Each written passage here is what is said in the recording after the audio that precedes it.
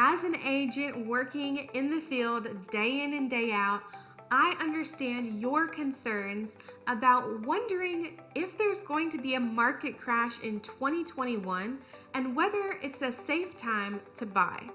So today I want to talk through, in my opinion, how the next year is going to go based off of what I've experienced in 2020, as well as what you should be thinking about if this is going to be the year you buy.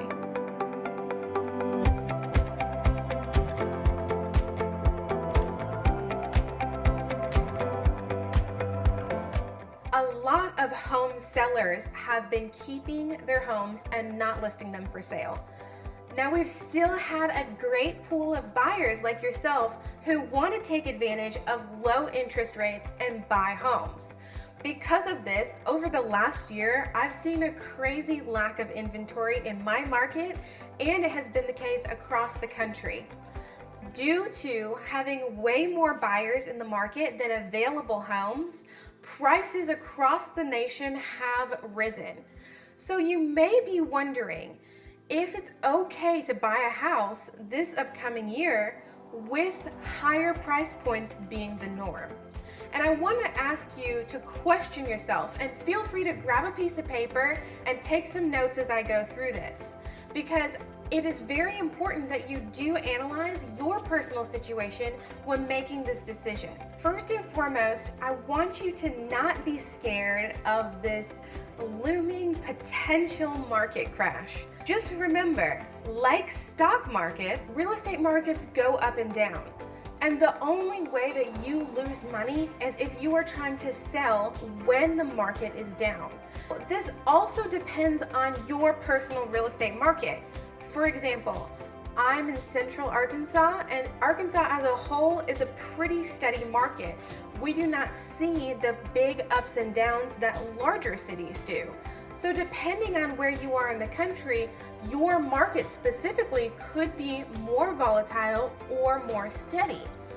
So I want you to think about these three things and ask yourself these three questions when considering buying a house this year to help you determine whether this is the right move for you. So the first thing that I want you to ask yourself is, how long will you be in this house? Depending on how long you plan on living in this house could potentially influence how much money you get back out of it when you sell.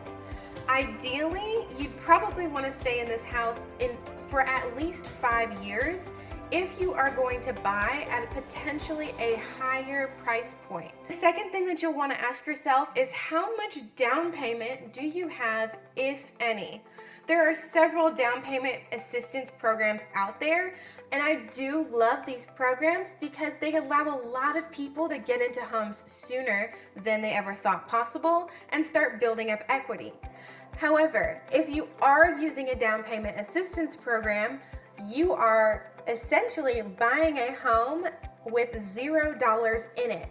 With that being said, it's going to take you even longer to build up equity. And why that equity is important is because that will be the money that you get back when the house sells.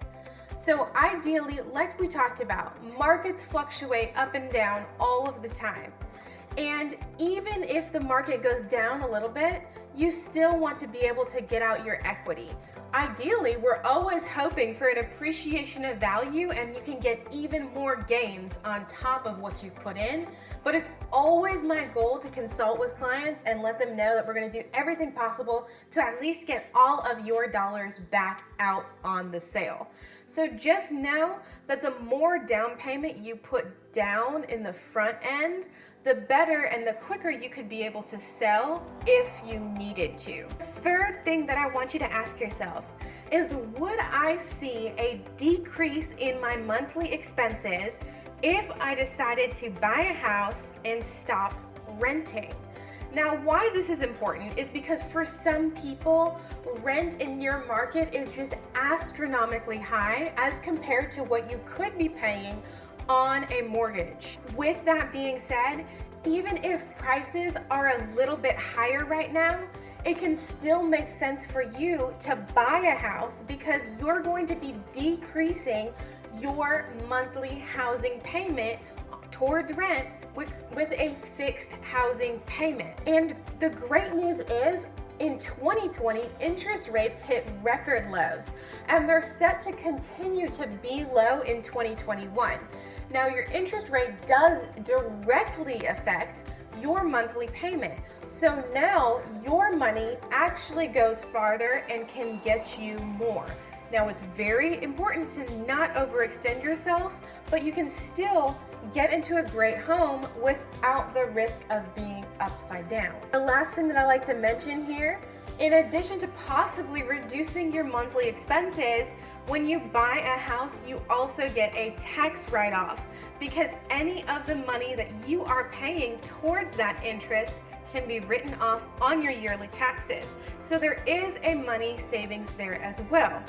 So although you can never predict what's going to happen over the next year, and all different types of markets are volatile and will see highs and lows, it is important to reflect on your personal situation to decide whether this will be a good year to buy. I do think that if the situation is right, now is a safe time to buy, just as safe as any other year.